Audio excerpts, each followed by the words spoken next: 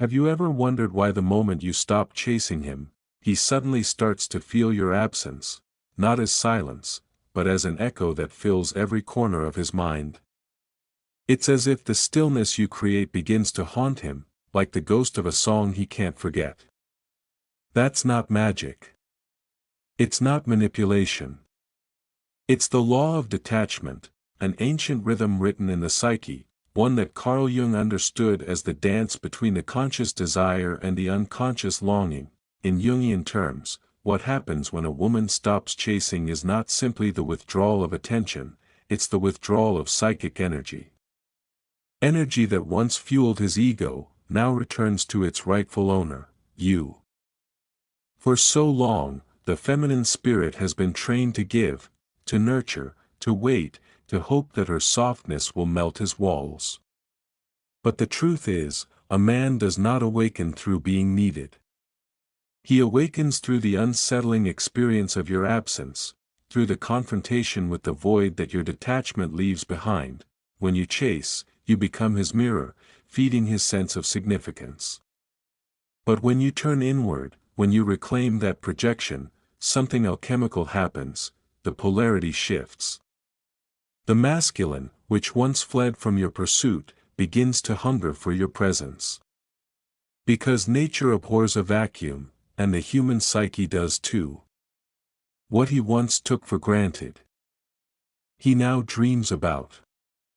The energy that once flooded outward now radiates from within you, magnetic, self-contained, untouchable.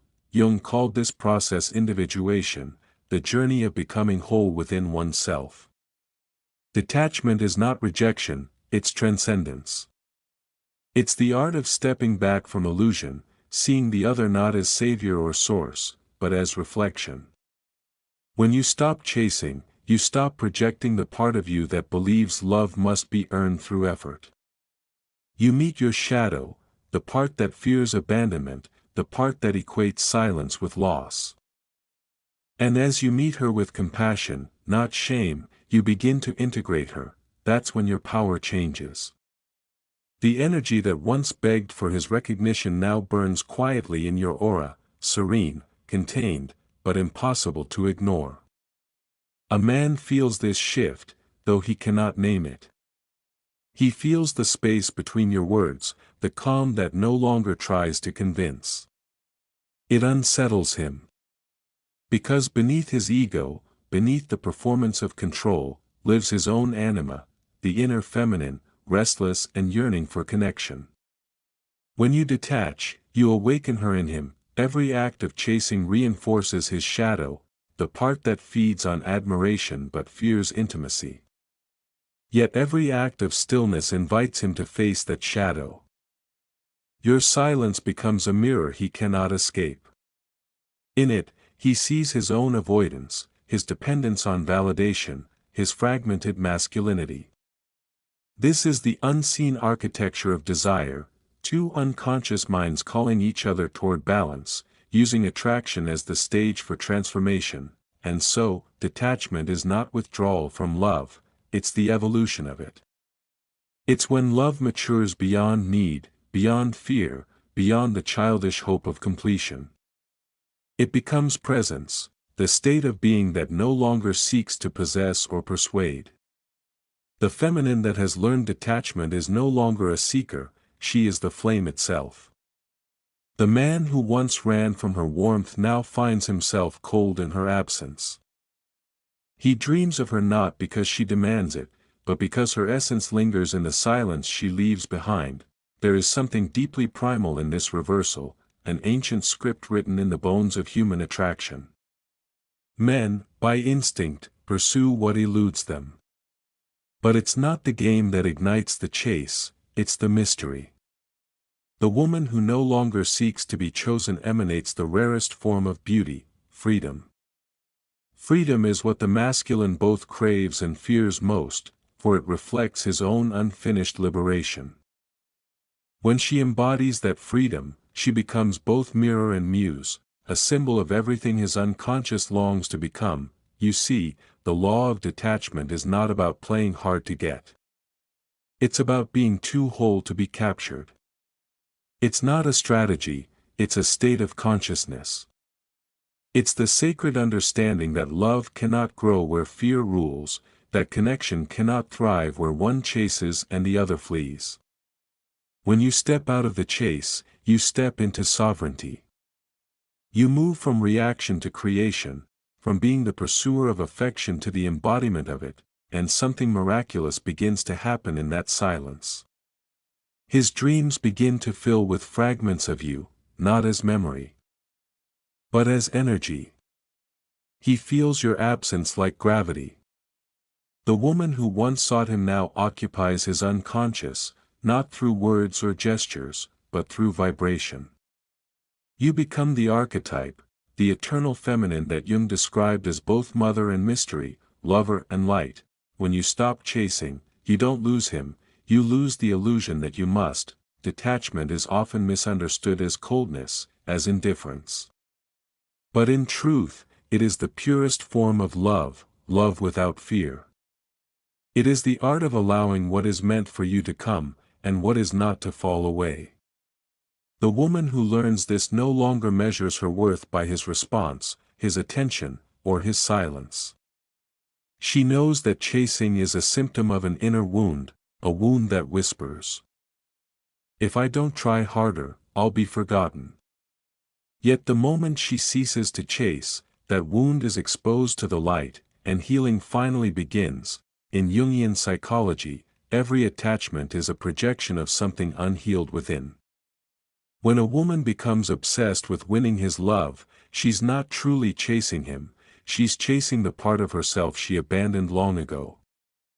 The validation she seeks is a mirror of her own disowned value. And when she stops, when she breathes and allows the ache to surface instead of feeding it, she reclaims her lost fragments.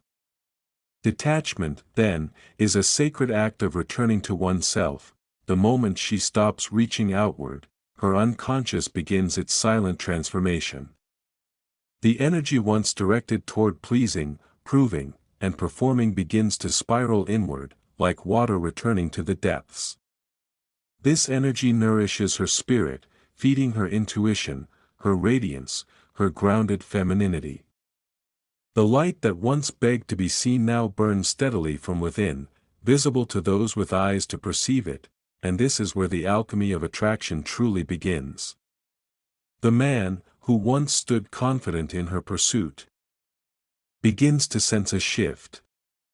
He cannot explain it, but he feels it, the absence of her energy, the withdrawal of her psychic gaze. It's not anger he feels, nor rejection. It's the echo of his own dependency, reflected back to him. Jung said that what we repress will inevitably appear in the world around us, demanding to be seen. Her detachment, therefore, becomes his mirror, showing him his own need for external validation, his own hidden vulnerability. He may try to ignore it. He may reach for distractions, for new faces, for noise to fill the silence she left behind. But the silence lingers. The energy between them does not vanish, it transforms. For she has not cut the cord, she has transmuted it. What was once need becomes presence. What was once longing becomes self-possession. This is the law of detachment in motion, energy shifting form, yet never lost. It is then that he begins to dream of her. Not just the woman herself, but the essence she represents. The softness without submission. The strength without control. The mystery without performance. She becomes the archetype that stirs his unconscious, the anima, his inner feminine, calling him toward integration. In his dreams, he meets her not as a memory, but as an energy that challenges him to evolve. Meanwhile, she is no longer waiting. She walks through the world in quiet power, her presence grounded, her energy no longer scattered. She has learned that chasing is not love, it's fear wearing a mask. True love does not beg, it allows. It does not cling, it flows. The woman who understands this becomes a force of nature, serene but unstoppable, magnetic without effort. Her stillness speaks louder than her words ever did.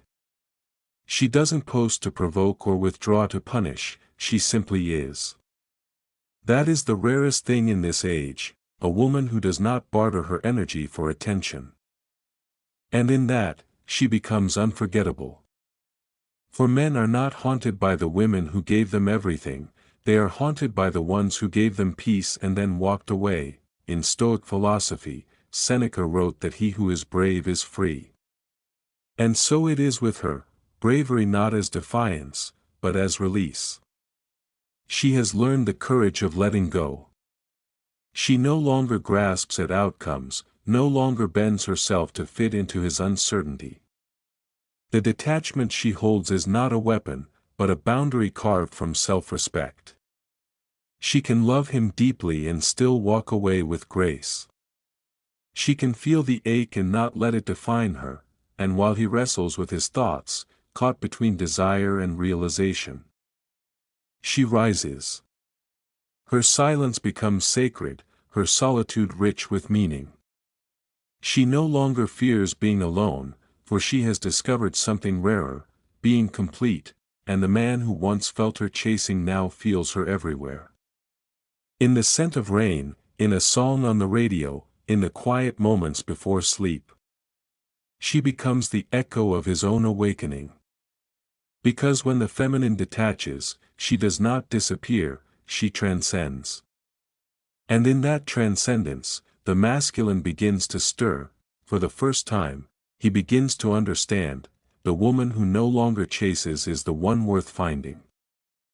There is a moment, quiet, almost imperceptible, when the axis of power between two souls shifts. It's not declared. It doesn't announce itself in words. It happens in the silent corridors of energy, where the unseen does its work. That's the moment when she releases the outcome, when her soul no longer trembles with the need to be chosen. It's as if she exhales a lifetime of holding on. That breath alone changes everything, for a man can sense when a woman's spirit lets go of him. Not in anger, but in acceptance. Not in defiance, but in peace. Her energy no longer clings to his attention, no longer seeks his acknowledgement. It simply returns to its source, to her. Jung might have called this the reclamation of anima energy. The sacred feminine returning home. And in that return, she becomes luminous. Not because she tries to glow, but because she has stopped dimming herself for anyone else. This is what the law of detachment truly means. It's not detachment from the world, it's detachment from illusion. The illusion that you must chase to be seen, perform to be loved, prove to be worthy. When a woman sees through that illusion, she no longer participates in the game. She becomes the observer, the witness, calm, self-assured, sovereign. Her heart no longer races at the sound of his message or sinks in its absence. She has mastered the art of emotional equanimity, a serenity born not from apathy, but from inner security, and this serenity, paradoxically, is what stirs him most. Because men, though they rarely admit it, are magnetized by the feminine who is free. The woman who does not orbit his moods or chase his presence, but lives as the center of her own world. She embodies something archetypal, the queen energy, the Sophia, the one who knows her worth without proclamation. He feels it like gravity, an invisible pull that whispers, she doesn't need you. She chooses you. That difference unsettles him. It pulls him out of complacency. The moment she detaches, his unconscious begins to crave what it once took for granted. He starts replaying old moments, the softness in her tone, the quiet faith in her eyes. But now, they appear not as memories, but as lessons. Her detachment becomes his initiation. Jung said that every encounter with the opposite gender awakens the unlived parts of the self. Her silence, her absence, her peace, all of these become catalysts for his individuation. He begins to see that his power was never in her pursuit, but in his capacity to meet her in stillness. Yet stillness terrifies the unready man. Because within it, he must confront what he truly feels, and what he fears. Her detachment forces him to see his own dependency, his need for control disguised as confidence. In that mirror, his shadow emerges, the part of him that longs for connection yet hides behind indifference. The woman who detaches becomes his teacher, not through words, but through vibration. Meanwhile, she continues her inner work. She dives into the quiet, the kind of silence that used to scare her. It no longer feels like emptiness, it feels like space. Space to breathe, to remember, to rebuild her inner temple. She begins to discover the joy of being unobserved, the grace of not performing. Her energy becomes lighter, purer, no longer diluted by anxiety or waiting. She reconnects with her creativity. Her intuition, her sensuality, not as tools to attract, but as expressions of being. She paints, writes, walks, reads, prays, or simply sits, and the world begins to feel alive again, not because of someone else's attention, but because she's finally paying attention to herself. This is individuation, when the external loses its grip, and the inner self begins to rise like dawn after a long night. He senses this too. Though she hasn't spoken, her absence carries a new frequency. It's not resistance. It's not punishment. It's evolution. And evolution always evokes curiosity in those still asleep.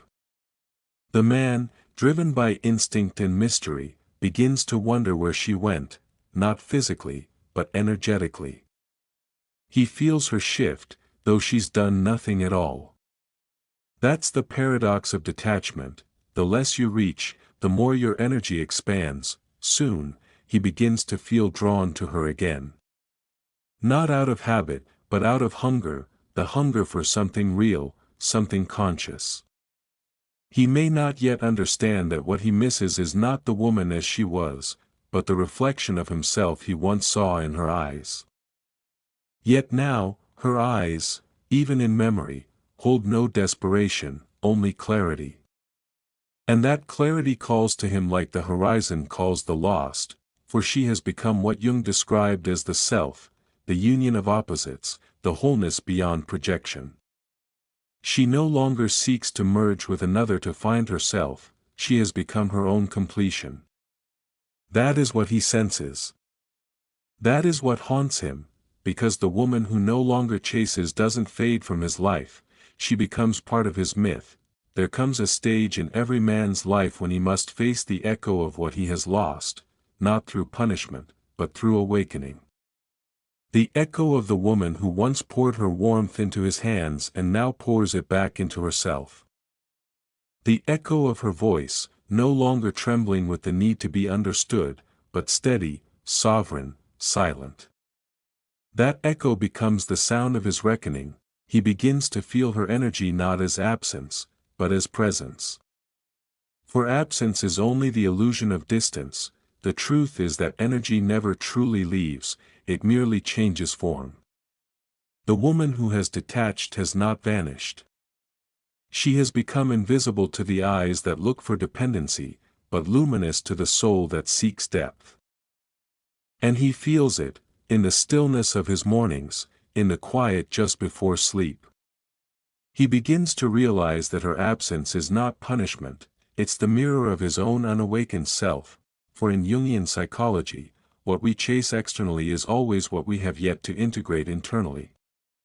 He chased freedom through detachment, she found freedom within detachment. He mistook her love for possession, she learned love as liberation. Now, she no longer pulls at the strings of his validation, and it's precisely this lack of control that draws him closer. His masculine unconscious begins to awaken to its counterpart, her feminine wholeness, the feminine that no longer chases becomes the embodiment of what Jung called the self, a balanced, radiant union of shadow and light. She has faced her wounds, sat with her need to be chosen, and chosen herself instead. That act alone rewrites her energy. She no longer speaks from the voice of the abandoned child, but from the calm of the healed woman. Her aura carries an unspoken message: I no longer need you to see me, for I have already seen myself. This is the moment when attraction transforms into reverence. For a man may desire many, but he reveres few. Reverence arises when he senses that the woman before him is no longer a mirror for his ego, but a reflection of his potential. Her detachment doesn't threaten him, it invites him. It invites him to rise, to meet her where she now stands. Not in the realm of control, but in the realm of consciousness, and yet, not every man can follow her there. Some will remain bound to their unhealed shadows, unable to meet the stillness without running from it. These men will chase distractions, hoping to replace what they've lost, not realizing that what they miss is not her body, but her energy, the frequency of a woman who loved without chains and walked away without resentment. Meanwhile, she is no longer orbiting around him. Her detachment has opened a sacred gate, the return to her own soul. Her days no longer revolve around the uncertainty of his presence, but around the certainty of her own becoming. She begins to understand the ancient paradox: when you stop grasping, the universe places into your hands what was always meant to stay. She notices how her world expands as her energy withdraws from dependency. Her intuition sharpens. Synchronicities multiply. The stillness that once terrified her now feels like home. She has become her own sanctuary, the temple where her worth resides, untouched by external approval. This transformation radiates in subtle ways. Her laughter becomes freer, not forced. Her eyes, once searching, now simply observe. She no longer enters rooms looking to be seen, she enters with a presence that cannot be ignored. That is the essence of true magnetism, not chasing, but emanating. He, on the other hand, begins to feel an ache that has no name. It is not guilt, nor regret, it is awakening. For the first time, he begins to grasp that her love was not a guarantee, but a gift. A sacred offering he took lightly until it vanished into the silence of her detachment. He begins to see her not as the woman who needed him, but as the woman who healed through losing him. And that realization, that she did not break, but bloomed, begins to haunt him in the quietest moments. The law of detachment has no vengeance in it, only balance. What she releases returns transformed. What she allows to die is reborn in higher form. Her detachment does not close her heart, it refines it. She still loves, but from abundance, not from lack. Her love no longer chases, no longer fears. It flows where it is honored and withdraws where it is not. And now, without her effort, he dreams. Not dreams in the literal sense, but visions that come uninvited, her laughter in the distance, her calm eyes that saw through him, her silence that spoke louder than any word. She has become, in his psyche, the anima incarnate, the archetype of the divine feminine, unreachable yet unforgettable. She is not just the woman he lost, she is the woman who taught him to awaken, and that is the paradox every man must face. What he runs from in immaturity is often what his soul seeks in evolution. There is a sacred stillness that arrives after the storm, the kind that hums softly beneath the skin, where the soul begins to rebuild its rhythm. That's where she lives now. Not in the noise of wanting, not in the anxiety of waiting, but in the serenity of knowing. The woman who has stopped chasing has entered the rarest state, the state of inner wholeness. And once a woman reaches this place, nothing outside of her can ever hold the same power again. In Jung's philosophy, This is the dawn of individuation, the merging of the conscious and unconscious, the reconciliation between what was denied and what was desired. She no longer lives split between the girl who yearned for love and the woman who feared losing it. Both now coexist within her, reconciled, healed, united. This inner harmony becomes the vibration of her presence. It's what makes her magnetic. It's why he cannot forget her. For in a world of fragmented souls, wholeness is the rarest seduction, the woman who stops chasing steps beyond the polarity of need and control. She no longer exists in the old paradigm of emotional barter, if I give enough, maybe I'll be chosen. Instead, she moves with quiet certainty. Her worth is not conditional. Her energy is not currency. She does not beg the universe for what she already embodies. She knows that love, in its truest form, flows toward stillness, not desperation. And the man feels this truth in ways his words can't name. For the first time, he begins to see that her detachment was never about him, it was about her soul's evolution. He realizes that he was only a chapter in her awakening, a mirror through which she learned to love herself back to life. He becomes aware, perhaps painfully, that while he was searching for admiration, she was searching for peace. And she found it, not in his arms, but in her own silence. This understanding humbles him. It forces him to see his own projections, how he mistook her care for dependence, her devotion for weakness. He realizes that he loved her more deeply in her absence than he ever did in her presence. Because now, stripped of her attention, he sees her essence. It's as though her detachment pulled a veil from his eyes, revealing not just who she was, but what he had refused to become. In her stillness, he senses the same peace he's been running from all his life. For every man carries within him the tension between the ego and the soul, between control and surrender. Her detachment confronts him with that tension. He begins to feel drawn to the same stillness she has mastered. He may not know why, but he longs for it, for her, not out of ownership, but reverence.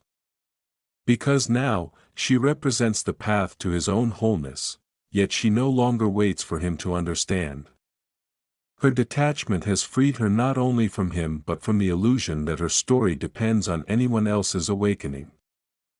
She is no longer a reflection of his journey, she is the author of her own. Her days are filled with a new rhythm, slower, deeper, more intentional. She has discovered the beauty of solitude, the quiet ecstasy of living from fullness rather than seeking it. Her love has transformed into something purer, compassion without attachment, affection without expectation.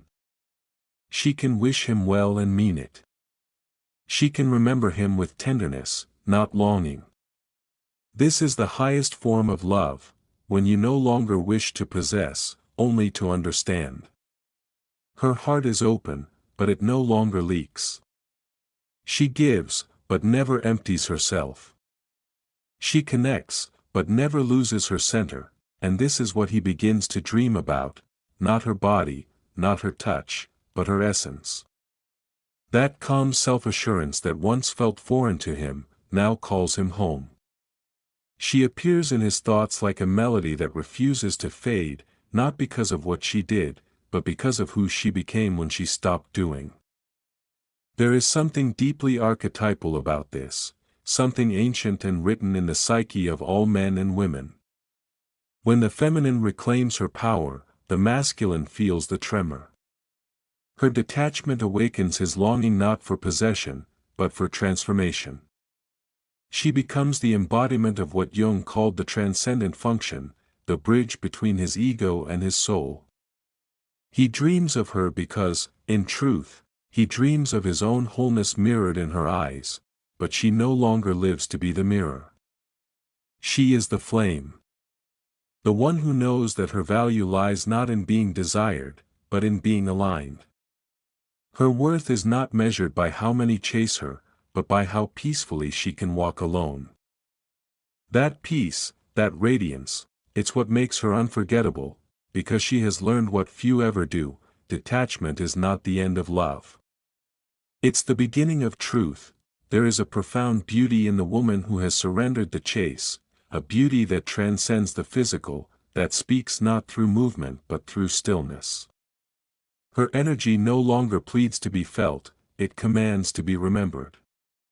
This is the power of the feminine that has awakened, the woman who has stepped fully into her own sovereignty. Jung once wrote that the privilege of a lifetime is to become who you truly are. That is what she has done. Through her detachment, she has peeled away the layers of illusion, the masks she wore to be loved, the compromises she made to be accepted, the chasing she endured to feel enough. All gone. What remains is her essence, unfiltered and unafraid. She is no longer an echo of someone else's desire. She is the origin. This is the law of nature and psyche alike. When you stop chasing, the dynamic reverses. Energy seeks balance. The one who once pursued becomes the pursued, not because of manipulation, but because of the magnetism of authenticity. A woman rooted in her truth becomes irresistible. Not through effort, but through being. She no longer grasps, and so everything begins to flow toward her. The man, on some deep unconscious level, feels this shift. It touches something ancient in him, something primal. He begins to remember, not her as she was, but the way he felt in her presence. Safe. Seen. Stirred. Yet now that she is gone, those sensations no longer come from her. They begin to arise from within him, and he realizes that she was never just a woman, she was a mirror. The parts of himself he denied were the very parts she embodied. Her absence forces him to meet them at last. This is how the masculine grows, not through comfort, but through loss. And it is often the woman's detachment that becomes his greatest teacher. Because she doesn't punish him, she simply evolves beyond him. Her silence doesn't demand, it reveals. It reveals what he was unwilling to face, and in that revelation, he begins his own awakening. Meanwhile, she walks with new grace. Her aura no longer reaches outward, but expands naturally from within. People sense it, the quiet power, the serenity that cannot be faked. She becomes the embodiment of what the Stoics and Jungians alike understood, that peace is the ultimate form of strength. She no longer seeks love to fill her, but to reflect her fullness. She doesn't need to prove her worth, her energy is proof. It moves differently now, grounded, slow, deliberate. Even her words carry weight because they emerge from clarity, not anxiety. She has learned the difference between attachment and connection. One drains, the other flows. And she will no longer accept the former in the name of love. The man, in his dreams, still reaches for her. Not to possess, but to understand.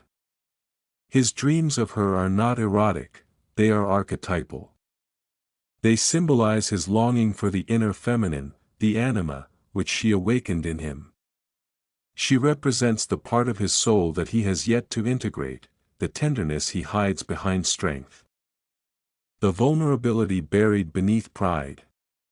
He dreams of her because, through her detachment, she became the bridge between his fragmented self and his wholeness, yet she does not return to complete him. She has learned that love is not rescue, it is resonance. If his vibration rises to meet hers, there will be reunion, not as a repetition of the past, but as a creation of something new. But if he remains bound to fear and control, her path will continue forward, without resentment, without regret, for she has learned the secret the mystic spoke of: true detachment is not escape from love, but elevation through it. She can love deeply and still let go. She can care fiercely and still remain free. Her heart is vast enough to hold both passion and peace. That is the essence of mature femininity, love that liberates rather than confines, and now, when she looks in the mirror, she no longer sees the woman who chased. She sees the woman who became. Her reflection holds no desperation, only depth. Her eyes are steady, her smile soft, her energy untamed yet calm. She has become both the moon and its light, luminous, distant, and entirely her own. If he ever finds her again, he will not meet the same woman he once knew. He will meet the result of his absence, a woman forged in solitude, refined by detachment, and crowned by her own peace. She will not need to tell him that she has changed. Her silence will say it all, because when a woman stops chasing, she doesn't stop loving, she simply stops betraying herself for love. And in that moment, she becomes the rarest thing in the world, a woman who belongs to no one, yet draws everyone closer. There is a quiet revolution that happens within her, so subtle that the world might miss it, yet so powerful that the energy of everything around her begins to shift. It is the revolution of detachment. The rebirth of self. The woman who once reached outward for love now stands anchored in her own center, her energy no longer scattered but sovereign. She has tasted the power of release, and she knows now that love without freedom is not love at all, it is bondage disguised as devotion. In Jungian language, she has united her opposites, her yearning and her restraint, her chaos and her calm. She no longer runs from her shadow, she sits beside it, unafraid. The voices that once told her she was too much, too emotional, too sensitive now sound like distant echoes from a dream she has awakened from. She understands that her sensitivity was never weakness, it was depth. Her love was never a flaw, it was sacred energy misplaced in those unready to receive it. And now that she has reclaimed it, her entire aura hums with the quiet dignity of someone who no longer seeks permission to exist. He feels this, even across distance, even in silence. He dreams not of her form, but of her frequency. It visits him like a ghost, not to torment, but to teach. Because when she stopped chasing, he was forced to confront the emptiness her energy once filled. He begins to recognize that what he misses is not her presence, but the reflection of warmth, peace, and wholeness that she carried. Her absence has become his initiation into awareness. This is how the law of detachment fulfills itself, not as a punishment, but as a balance restored. When she stopped overgiving, the scales of energy evened. What was once a chase has now become a mirror. The feminine no longer collapses to be loved, the masculine must now rise to meet her. The universe always demands equilibrium. Her silence is not rejection, it is the soul's way of saying, if you want to find me, you must first find yourself. She, meanwhile, lives in a peace that cannot be imitated. It's not indifference, it's sacred discernment. She no longer runs toward everything that shines. She listens. She feels. She allows the flow of things to reveal what is real. Her heart remains open, but it no longer leaks. She has learned that true detachment is not the closing of doors, but the closing of wounds. She can still love, perhaps even more deeply than before, but now, she loves from wholeness, not from hunger. In that wholeness, she radiates an unspoken invitation to the world around her, meet me where peace lives, or do not come at all. And because her energy no longer chases, what is meant for her begins to move toward her naturally. Opportunities, connections, love, all begin to align with her vibration, as if drawn by gravity. This is the unseen power of detachment.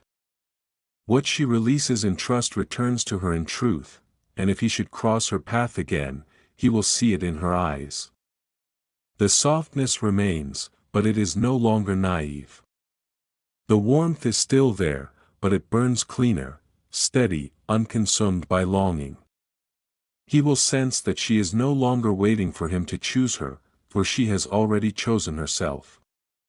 He will feel the weight of her presence, not because she demands his attention, but because she no longer needs it. This is the paradox Jung understood so well: when the feminine withdraws from seeking, the masculine awakens from slumber. What once fled from pursuit now hungers for the calm of her energy. What once resisted intimacy now longs for her depth. But she does not return out of nostalgia, she only returns when resonance calls her, when his consciousness rises to meet hers. She has become what Jung called individuated, the woman who has integrated her shadow, owned her desire, and mastered her solitude. She is complete, and in that completeness, she has found her freedom. She can love without losing herself, give without depletion, and let go without fear, and as she moves through the world, she carries an invisible crown, not one of pride, but of peace. Her detachment has become her divinity, her silence her strength. The men who meet her now feel something they can't name: awe, respect, reverence. Because they can sense that she belongs to no one but herself. This is the ultimate truth: when you stop chasing, you don't lose love, you find its purest form. The kind that doesn't cling, the kind that doesn't demand, the kind that simply is, for in the end, he will dream of her not because she disappeared, but because she transcended, and she will smile, not because he finally noticed, but because she finally did. The woman who knows her worth doesn't chase, she chooses.